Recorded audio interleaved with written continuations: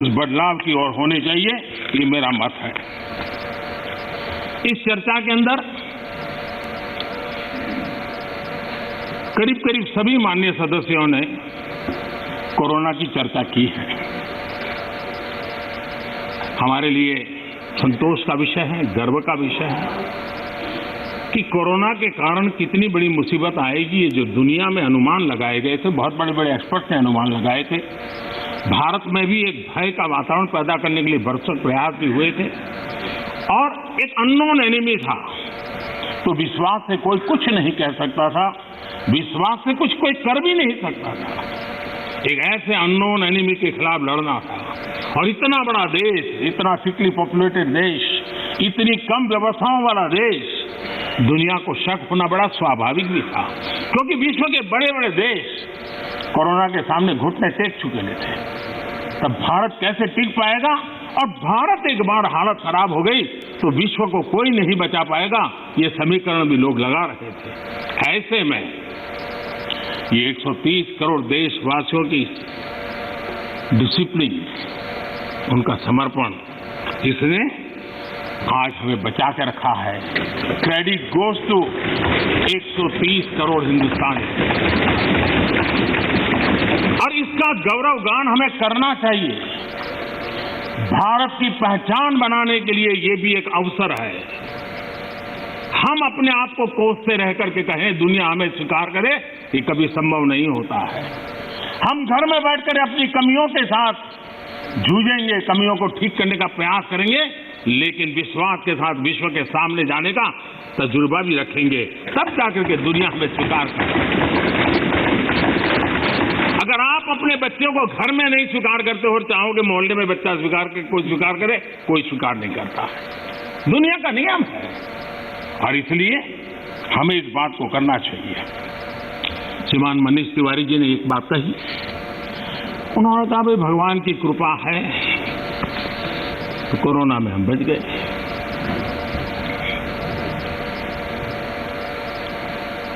मैं इस बात से जरूर कुछ कहना चाहूंगा। ये भगवान की ही कृपा है जिसके कारण दुनिया इतनी बड़ी हिल गई, हम बच गए, भगवान की कृपा। क्योंकि वो डॉक्टर, वो नर्स भगवान का रूप बन के आए। क्योंकि वो डॉक्टर, वो नर्स अपने छोटे छोटे बच्चों को शाम को घर लौटूंगा कह करके जाते थे, 15-20 दिन तक लौट नहीं सकते थे, वो भगवान का रूप लेकर के आए। हम कोरोना से जीत पाए क्योंकि ये हमारे सफाई कर्मचारी, मौत और जिंदगी का खेल उनके लिए भी था, लेकिन जिस मरीज के पास कोई नहीं जा सकता था, मेरा सफाई कामगार वहां जाकर के उसको साफ सुथरा रखने का प्रयास करता था।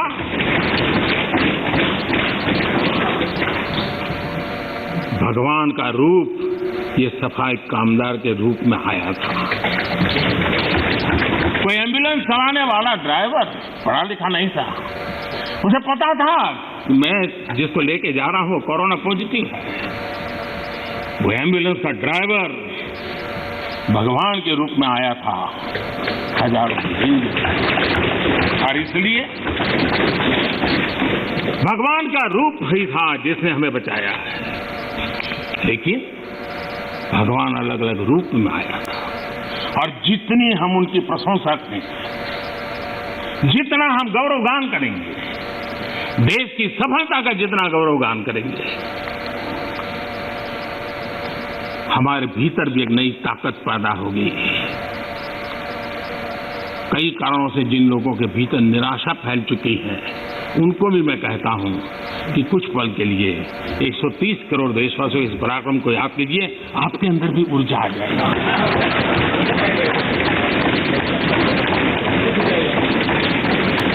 माननीय अध्यक्ष जी,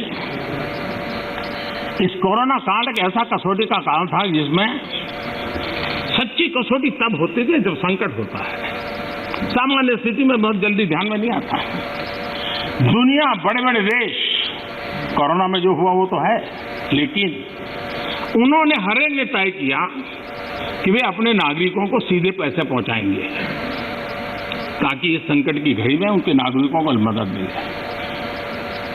आपको जानकर के ताज्जुब होगा, दुनिया के बहुत सारे देश उस कोरोना, लॉकडाउन, कर्फ्यू, आशंका, इस वातावरण के कारण चाहते हुए भी खजाने में पाउंड और डॉलर के ढेर होने के बावजूद भी अपने नागरिकों तक नहीं पहुंचा पाए। बैंक बंद, पोस्ट बंद, व्यवस्थाएं बंद, कुछ नहीं कर पाए। इरादा था, घोषणाएं भी हुई। ये हिंदुस्तान है कि जो इस कोरोना कालखंड में भी करीब करीब 75 करोड़ से अधिक भारतीयों को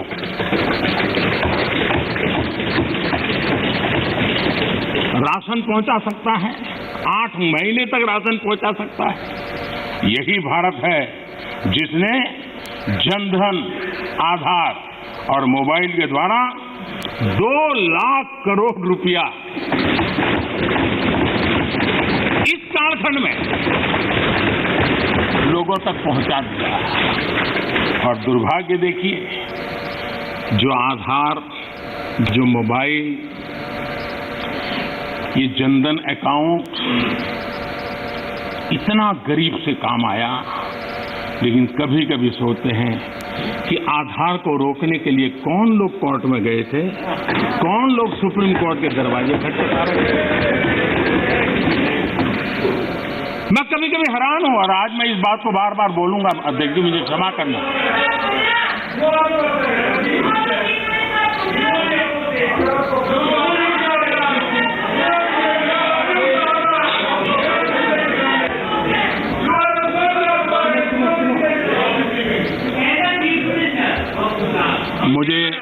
मुझे 1 मिनट का विराम देने के लिए मैं आपका बहुत आभारी हूं।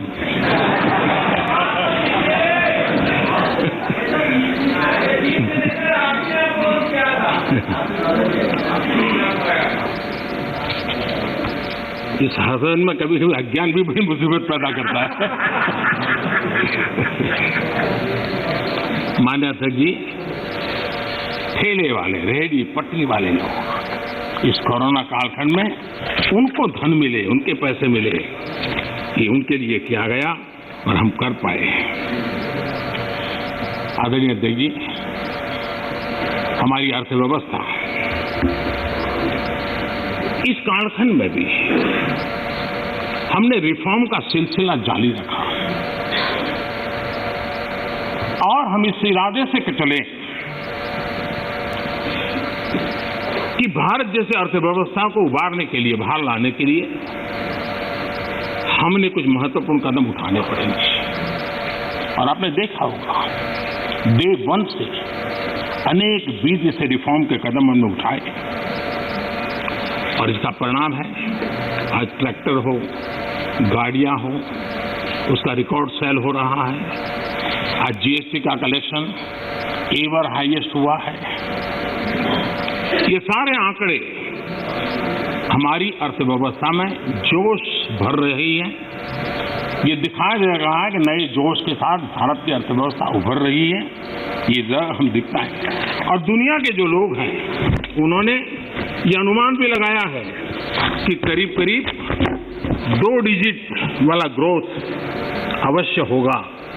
2 डिजिटल ग्रोथ की संभावनाएं सभी पंडितों ने कही है और मुझे विश्वास है कि इसके कारण इस संकट के काल से भी, मुसीबतों के बीच से भी देशवासियों की अपेक्षा के अनुसार देश प्रगति करेगा। आदरणीय अध्यक्ष महोदय, इस कोरोना काल में 3 कृषि कानून भी लाए गए। ये कृषि सुधार का सिलसिला बहुत ही आवश्यक है, महत्वपूर्ण है और वर्षों से जो हमारा कृषि क्षेत्र चुनौतियां महसूस कर रहा है, उसको बाहर लाने के लिए हमने निरंतर प्रयास करना ही होगा। और उस करने की दिशा में हमने एक ईमानदारी से प्रयास किया है। जो भावी चुनौतियां, जिसको कई विद्वानों ने कहा हुआ है, कोई मेरे शब्द नहीं है, कृषि क्षेत्र की इन भावी चुनौतियों को हमने अभी से डील करना पड़ेगा और उसको करने की दिशा हमने प्रयास किया है। मैं एक देख रहा था कि यहाँ पर जो चर्चा हुई और विशेष करके हमारे जो कांग्रेस के साथियों ने चर्चा की, मैं ये तो देख रहा था कि वो इस कानून के कलर पर तो बहुत बहस कर रहे थे, ब्लैक है कि व्हाइट है, ब्लैक है कि व्हाइट है। अच्छा होता उसके कंटेंट पर चर्चा करते, अच्छा होता उसके इंटेंट पे चर्चा करते, ताकि देश के किसानों को भी सही चीज पहुंच सकती थी। और मुझे विश्वास है दादा ने भी भाषण किया और मुझे लगता है कि दादा तो बहुत अभ्यास करके आए होंगे, बहुत अच्छी बात बताएंगे, लेकिन वो ज्यादातर प्रधानमंत्री और उनके साथी बंगाल में यात्रा क्यों कर रहे हैं, कैसे कर रहे हैं, कहाँ जा रहे हैं, उसी में लगे रहे। तो दादा के ज्ञान से हम इस बार वंचित रह गए।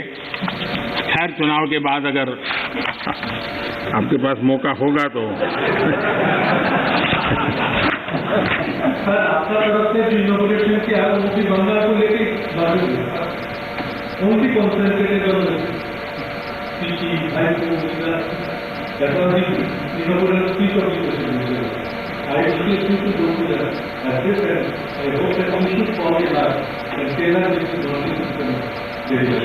ये कितना महत्वपूर्ण प्रदेश है, इसीलिए हम कर रहे हैं।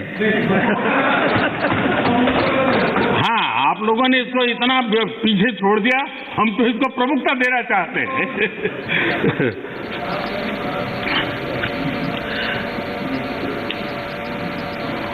हम एक बात समझें,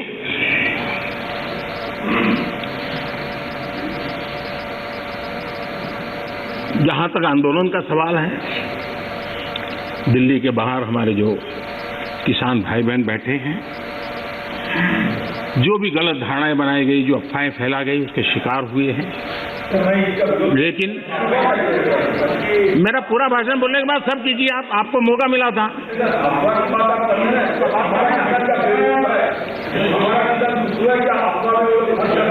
आप तो ऐसे शब्द उनके लिए बोल सकते हैं, हम नहीं बोल सकते, हम नहीं बोल सकते हैं। श्रीमान किसान हमारे कैलाश चौधरी जी ने और हमारे ये समय बोलते ही रहेंगे क्या? माननीय, आपको पर्याप्त समय, पर्याप्त अवसर दिया था, आपने पूरी बात कही, उस समय किसी ने टोका टोकी नहीं की। प्लीज आप मत। माननीय प्रधानमंत्री, माननीय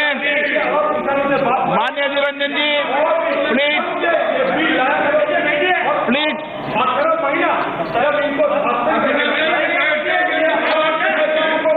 माननीय निरंजन जी, प्लीज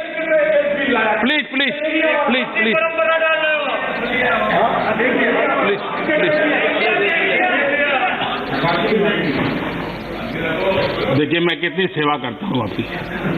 आपको जहाँ रजिस्टर करवाना था हो गया।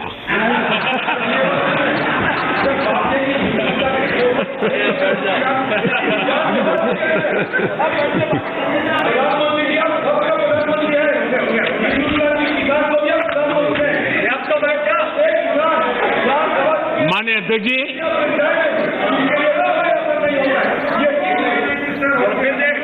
माननीय अध्यक्ष जी,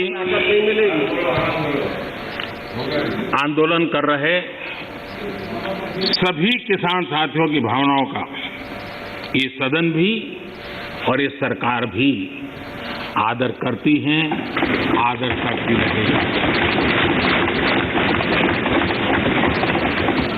और इसीलिए सरकार के वरिष्ठ मंत्री, जब ये आंदोलन पंजाब में था तब भी और बाद में भी, लगातार उनसे वार्ता कर रहे हैं, किसानों के प्रति सम्मान भाव के साथ कर रहे हैं, आदर भाव के साथ कर रहे हैं।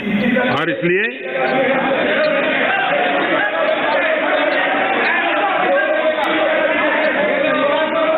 आपने 30 मिनट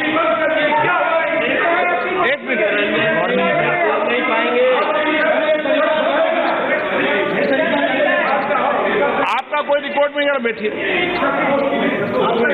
मंत्री आप मंत्री जी प्लीज, मंत्री जी अधीर बाबू कुछ कहना है तो और